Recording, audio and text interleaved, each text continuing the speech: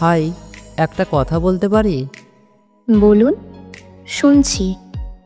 জানি না কেন আপনার ফটোটা দেখে থেমে গেলাম, যেন চোখে একরকম শান্তি লাগলো।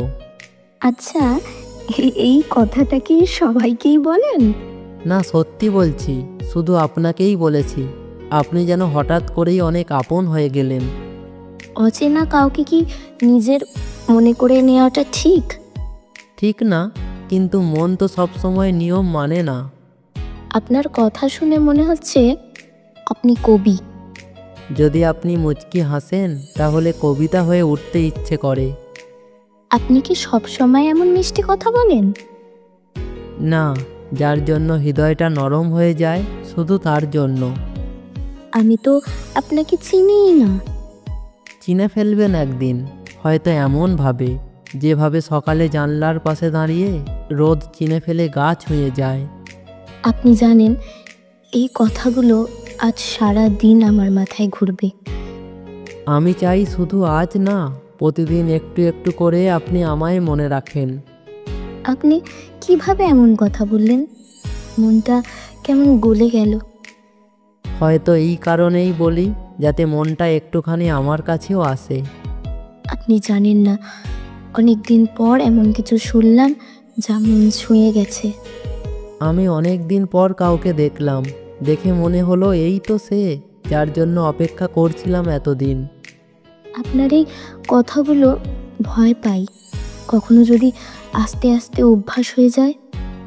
যদি অভ্যাস হয়ে যাও তাহলে আমায় ছেড়ে যেও না প্লিজ। কেন?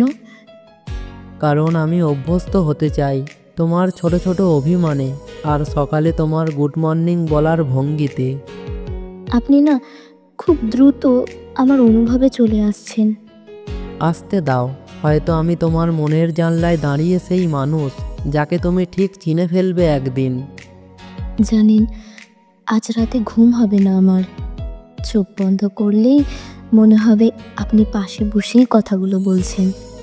যদি ঘুম না হয় আমি থাকবো, গল্প করব, আর ধীরে ধীরে তুমি ঘুমিয়ে পড়বে আমার কথায়।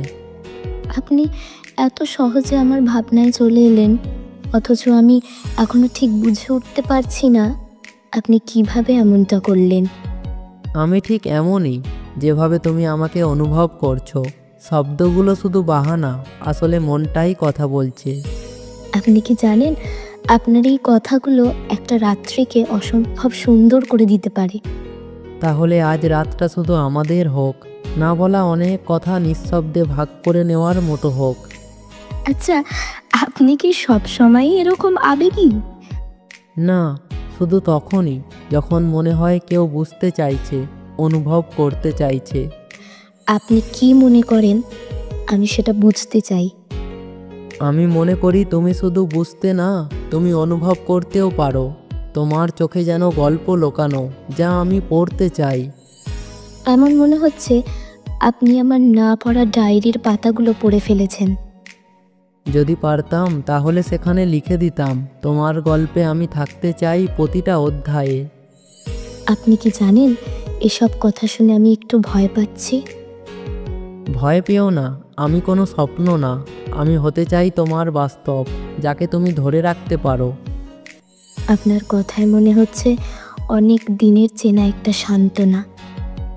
হয়তো আমরা আগে থেকেই চেনা কোনো পুরানো গল্পের, যেটা এই জন্মে আবার শুরু হচ্ছে।